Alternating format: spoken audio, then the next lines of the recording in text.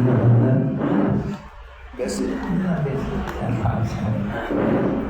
સાનુના જય શ્રી કૃષ્ણ. સૌ પ્રથમ આપ સૌની આયોજક મંડળ વતી દિલગીરી વ્યક્ત કરું છું કે દ્વારકાનો હિસાબ મૂકવામાં થોડો વિલંબ થયો છે.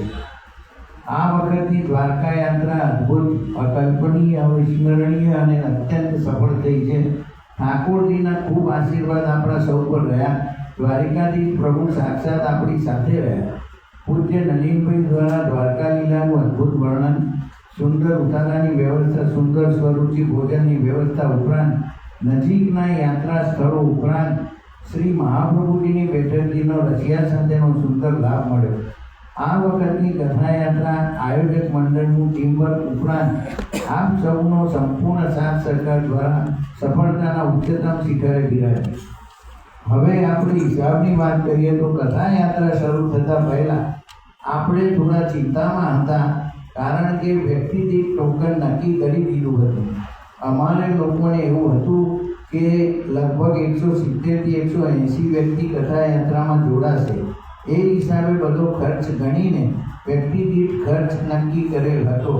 પરંતુ સંજોગો વસાત આપણે સૌ 130 વ્યક્તિ થયા, એટલે 40થી 50 વ્યક્તિનો ખર્ચ 130 માણસને વેઠવાનો આવ્યો.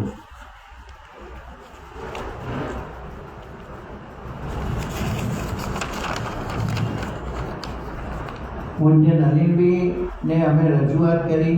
પછી એવો વિચાર કર્યો કે કદાચ બહુ ઘટ પડે તો પૂજ્ય નલિનભાઈએ સંમતિથી ગિરિરાજ ફાઉન્ડેશનમાંથી થોડા સમય માટે ઉપાડ કરી અને સરભર કરવું, કારણ કે લગભગ 3 થી 4 લાખ ઘટ પડે એવું લાગતું હતું.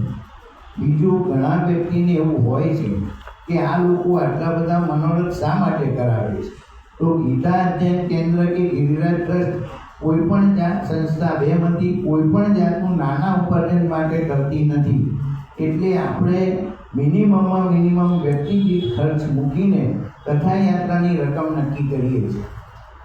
ઠાકોરજી અને દ્વારકાધીશ પ્રભુની એટલી બધી કૃપા આપ સૌ પર વરસી કે આપ સૌએ મનોરથની જડી વરસાવી, કે આપ સૌના હૃદયમાં પૂજ્ય નલિનભાઈનો તથા આયોજકોનો શુભ ભાવ પ્રસ્થાપિત થયો અને આપણે સુંદર કથાયાત્રા પૂર્ણ કરીને પરત આવ્યા. હવે આખો હિસાબ થોડીક વારમાં રજૂ કરું છું. આ વખતે થોડું ટેન્શન હતું કે આપણે 130 વ્યક્તિને બદલે 180 વ્યક્તિઓનો બર્ડન પડવાનો હતો. ઘણો વિચાર કર્યો.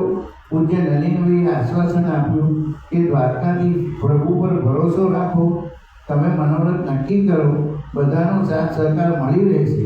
અને અમોએ મનોરથ નક્કી કર્યા અને આ વખતના મનોરથ માટેના આપ સૌના સહકારે રંગ રાખ્યો. જે આયોજનમાં એવું લાગતું હતું કે 2 થી 3 લાખ ઘટશે, એની જગ્યાએ સરપ્લસ થઈ ગયા. ત્યાં સુધી ડર હતો કે પૂજ્ય નલિનભાઈએ એવું પણ કહ્યું હતું કે આપ લોકો મને જે ન્યોછાવરી આપો છો તે નથી આપો. જો કે આપણે જે ન્યોછાવરી પૂજ્ય નલિનભાઈને આપીએ છીએ એ પોતે લેતા નથી, પરંતુ ગિરિરાજ ટ્રસ્ટમાં દાન આપી દે છે. એટલે આપણું ટ્રસ્ટ લગભગ એમની તમામ કથાની પોથીજીની આવક ઉપરાંત કથાયાત્રાની સંપૂર્ણ રકમ દાનમાં આપીને ભરી દે છે, જે આપણા સૌ માટે બહુ ગૌરવની વાત છે. હવે હું આવકનો હિસાબ રજૂ કરું છું.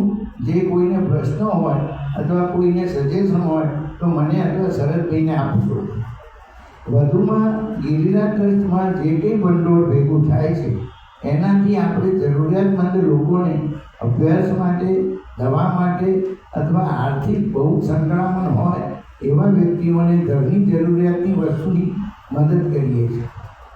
આપણા ગીતા અધ્યયન કેન્દ્રમાં આવતા કોઈપણ વ્યક્તિને કે જેની આર્થિક પરિસ્થિતિ સારી નથી તેઓ આવી કોઈપણ સેવા લઈ શકે છે અને આપણે એ સેવા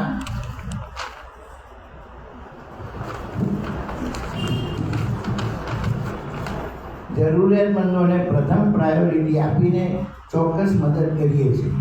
આવી કોઈપણ વ્યક્તિ આ મદદ માટે મને નલિનભાઈ દેસાઈ અથવા શ્રી નિશિતભાઈ દેસાઈને મળી લેશો. સૌને મારી નમ્ર વિનંતી છે કે આપણા નજીકના સગા સંબંધી મિત્ર, આડોશી પાડોશી સૌને રવિવારના ગીતાજી અધ્યયન કેન્દ્રમાં લાવવાનો પ્રયત્ન કરશું. આ બહુ પુણ્યનું કામ છે. આપણા ગીતા અધ્યયન કેન્દ્રનો ઉત્તર વિકાસ થાય અને વધુમાં વધુ તેમાં જોડાઈ અને લાભ લે તેવી અભ્યર્થના. હવે હું હિસાબ આપું. પૂરેપૂરી ડિટેલ આપતો નથી, ઔપચારિક આપું છું, પછી શરત બી મૂકી દઈશ. આપણે આ વખતે 130 વ્યક્તિ ગયા હતા. ખરેખર વાસ્તવિક કથાયાત્રાની આવક આપણી પાસે 25,71,500 થઈ. એની સામે વાસ્તવિક ખર્ચ હતો 29,390 રૂપિયા. 3,29,000 રૂપિયાની ઘટ હતી. પરંતુ દ્વારકાધીશ પ્રભુની કૃપા, નલિનભાઈનું આશ્વાસન, એમનો શુદ્ધ ભાવ અને આપ સૌનો સહકારથી મારી પાસે કુલ 1,57,400 મનોરથના આવ્યા. અને જે પરેશભાઈ દેસાઈ જેઓએ ખૂબ ખંતથી, ખૂબ મહેનતથી વડોદરા આપણા દ્વારકા ખાતે મહેનત કરી અને નાનામાં નાનો હિસાબ રાખી અને મને રૂપિયા 3,15,900 જેવી માતબર રકમ મનોરથીની ઉઘરાવીને આપી. જેથી મનોરથની કુલ રકમ આપણી પાસે 4,73,300 રૂપિયા થઈ. ને આપણે ખર્ચો 3,29,000 હતો. આપણે બધું જ કરતા 1,44,300 બચાવી શક્યા છે. ઠાકોરજીએ ખૂબ ખૂબ આપણે આનંદમાં રાખ્યા અને અમારું ટેન્શન દૂર કર્યું. બસ પૂરેપૂરી ડિટેલ જોઈતો તો બોલી જાઓ. બોલો. વોટ્સઅપ પર મૂકી દઈશ. બધું હું લખીને જ લાવ્યો છું. વોટ્સઅપ પર એટલે સરળ બી મૂકી દેશે આખો ડિટેલ હિસાબ. કોઈને કંઈ પ્રશ્નો હોય તો મને પૂછવા. આપણે 1.5 લાખ સરપ્લસ થઈ